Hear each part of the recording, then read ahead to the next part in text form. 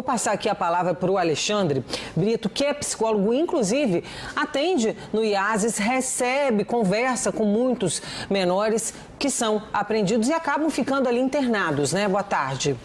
Boa tarde. Infelizmente aconteceu essa violência, como ele nos trouxe também, não é algo comum que a gente receba esse tipo de caso, não é algo comum a gente atender, né, e estar diante dessas situações. A gente vê que é preciso, como trouxe na reportagem sobre o relato dele, dar uma atenção à saúde mental, e também a gente vê algumas condições que estão envolvidas nesse caso, como ele já trouxe para a gente também, o envolvimento com drogas. Também é muito comum aqui no estado, inclusive a questão de alto índice de feminicídio, então há aí também uma relação com a Lei Maria da Penha, com a morte, com a violência em relação, envolvendo, né, a mulher. Então, tudo isso faz parte de nossa análise para que a gente possa compreender, saber trabalhar esse caso e entender mais ou menos o que se passa, o que acontece, pois realmente não são casos comuns, casos de violência, casos que envolvam homicídio, né, envolvendo adolescentes. Então, a gente tem que dar uma atenção especial a a saúde mental desse jovem. E Alexandre, o senhor, enquanto psicólogo, entende um pouquinho da mente desses jovens, isso meninos e meninas também, a gente sabe que a maior parte são homens, mas tem meninas também ali no IASES. O que você sente que está errado? Onde está o problema? Veja bem, esses espaços em que muitos desses jovens se encontram, são espaços, e a gente pode perceber também que há uma característica muito comum nesses dados, desses adolescentes que são apreendidos. A grande maioria são negros, a grande maioria são pobres também. E em grande parte estão envolvidos em algum aspecto com drogas ou com o tráfico. Isso tudo tem que ser levado em consideração. No tráfico pode haver uma criação de identidade, ou seja, uma pessoa que está no tráfico, que vê está rodeada por ele, ela pode ali encontrar identidade, querer ser algo ali naquele meio, ter alguma questão envolvendo um certo poder, um certo status. Por isso que é muito importante que, na verdade, o que nós temos que dar atenção é justamente o combate a esses mecanismos, essas questões de tráfico, abrir novos espaços para que esses jovens possam ter a possibilidade de novas identidades, identidades que não envolvam o aspecto criminoso, como, por exemplo, o esporte, os estudos. A gente pode perceber que, em grande parte, eles não têm, algumas pessoas não têm a escolarização que deveria ter, não é assegurado esse direito muitas vezes, e a gente vê que a escola ela também tem uma função protetiva, tem que dar atenção à família, atenção a esses bairros, não entender como um lugar não necessariamente marginal, mas entrar nesses lugares não armados para destruir esses lugares, essas pessoas, mas justamente tentando levar uma nova possibilidade de vida, criando novas identidades, assegurando os direitos, né? Mesmo que haja pequenas modificações em relação a essas leis. O próprio Estatuto da Criança e do Adolescente, né, de 1990, ele teve algumas alterações internas, novos artigos, alterações de alguns parágrafos, né?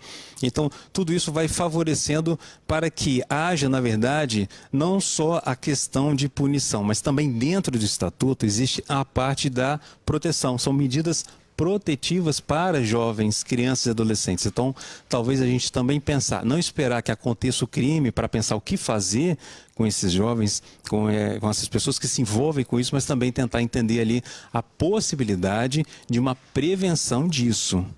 Comigo no estúdio estão o delegado André Landeira e também o psicólogo clínico do IASES, Alexandre Vieira Brito. Só fazendo uma correção aqui, crianças não são apreendidas, não ficam, são apreendidas, mas não ficam internadas, e sim os adolescentes, e aí às vezes até chegam a passar, né?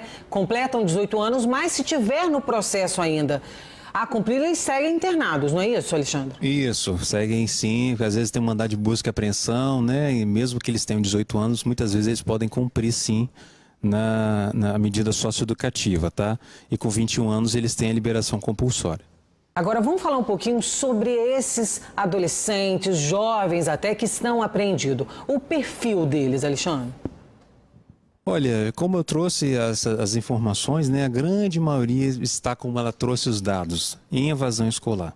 né? Então, tentar garantir a escolarização, a educação, a cultura, o lazer, o esporte, etc., é fundamental enquanto meio de prevenção. Para todos nós, né? Nós que temos os estudos e esses acessos, para qualquer comunidade eles têm que ser garantidos também. Então, a grande maioria deles tem essa questão, moram em regiões mais pobres e também a maioria é negro, né?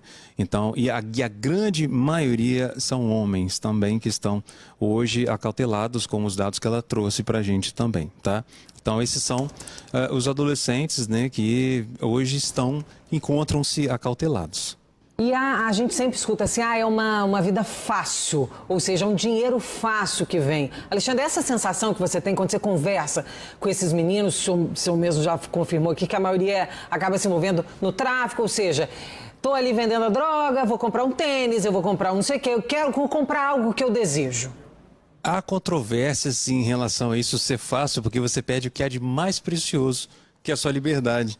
E por mais que, né, que ele fique um tempo que não seja o mesmo que uma lei que trate os adultos, né, que pode ficar por 30 anos, 15 anos, eu não sei, às vezes esse fácil que a gente pode ouvir eles falando isso muitas vezes, eu não sei se é um discurso quase que institucionalizado, pronto, uma coisa mais ou menos feita, e que não necessariamente é fácil, porque você tem ali, sim, prejuízos.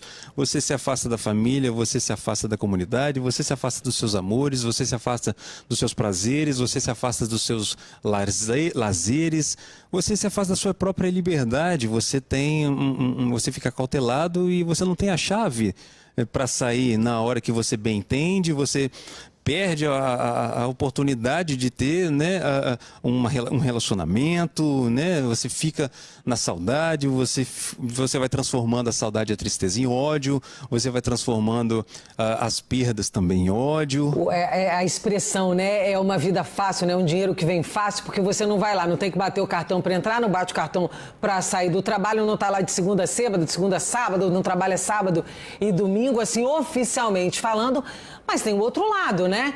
Se você for preso, o que pode acontecer? O que você deixa de aproveitar a vida? Esse seria um caminho na sua visão, Alexandre? Acredito que se a gente conseguisse, talvez, implementar a lei antes de mudá-la, talvez seria um esforço, né, maior ainda, às vezes, porque nós teríamos que garantir, em primeiro lugar, os direitos, tentar garantir ali o mínimo, que seria isso que a gente estava falando, que o que aparece nos dados do IAS é justamente a falta dessa garantia. A falta da garantia desses direitos que todos nós, né, temos que ter. Não acho que temos que tratar necessariamente de uma forma diferenciada, como se fosse... eu sei que muitas vezes a gente vê um ato infracional acontecendo, a gente responde, nós que estamos, né, no nosso cotidiano, responde de forma afetiva, com muito ódio, querendo ali que esse adolescente responda olho por olho, dente por dente. Mas acredito que a civilização foi avançando, criando novas legislações, novas formas de percepção sobre isso, né?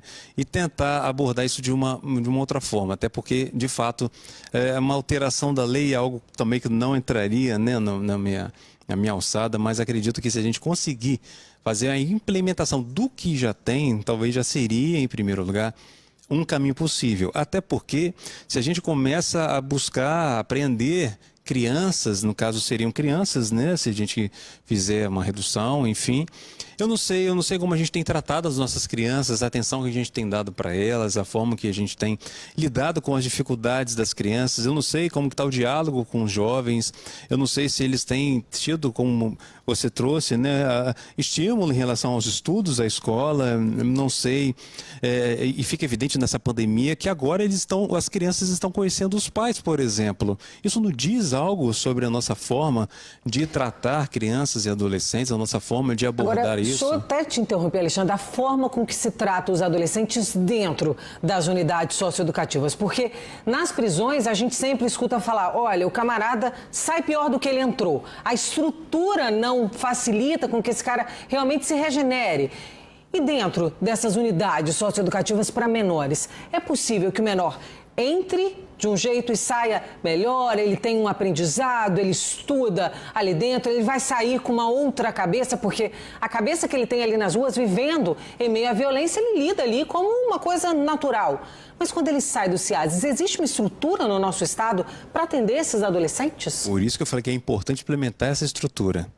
Né, estrutura, talvez de trabalhar com os egressos, enfim, a gente vê nas unidades, a gente vê isso também disposto no SINASE, que há uma equipe técnica que acompanha os adolescentes, assistentes sociais, psicólogos, pedagogos, assistentes jurídicos, enfim, e vão estar acompanhando, garantindo esses direitos, né? Mas veja bem, é claro que muitas pessoas não vão concordar com a minha comparação, mas eu vou fazê-la assim mesmo. Imagina a gente em isolamento social, não podendo sair mesmo tendo a chave de casa. Será que um acautelamento, né, uma internação faz bem para alguém?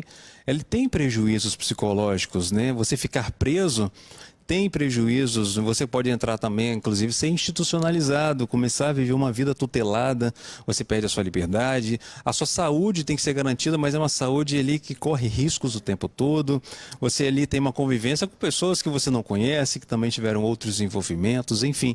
Então, por isso que eu sempre trago essa questão. O nosso foco, pensar realmente o que fazer com esses jovens, tudo bem, vamos tentar garantir agora, né, algumas questões em relação aos direitos e algumas oportunidades, mas a prevenção ela é fundamental para que a gente possa pensar, inclusive, o que fazer. Porque a gente vê que se chegou nesse ponto de ter que internar, chegou no ponto dessa violência, é porque há algumas condições no estado muito feminicídio, algumas questões relacionadas a isso, relacionadas ao tráfico, à droga e a falta, às vezes, de atenção à juventude. Ou seja, falta aí muita coisa dentro das nossas unidades para que realmente esse adolescente volte de uma outra forma para a nossa sociedade, né? Trabalhar nas questões de políticas públicas, as famílias, as comunidades, garantir esses acessos, esses direitos, esses espaços, né? Tudo isso é fundamental e garantir a saúde mental.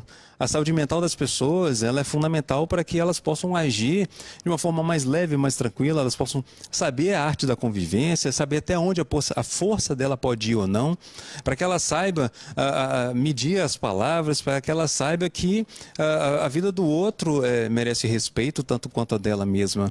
Talvez trabalhar alguns afetos, como a simpatia, a empatia, a compaixão, enfim. Tudo isso é fundamental para que a gente busque saber conviver melhor, trabalhar melhor, conviver melhor com as pessoas que a gente trabalha, que a gente convive, com as pessoas que a gente não conhece. Então, tudo isso é essencial. É o que é o mundo, né, que a gente gostaria para todos. Olha, queria agradecer o bate-papo, viu, Alexandre? Muito obrigada pela sua presença. Tolandeira, obrigada também pela participação aqui mais uma vez. Uma ótima tarde para vocês. Obrigada.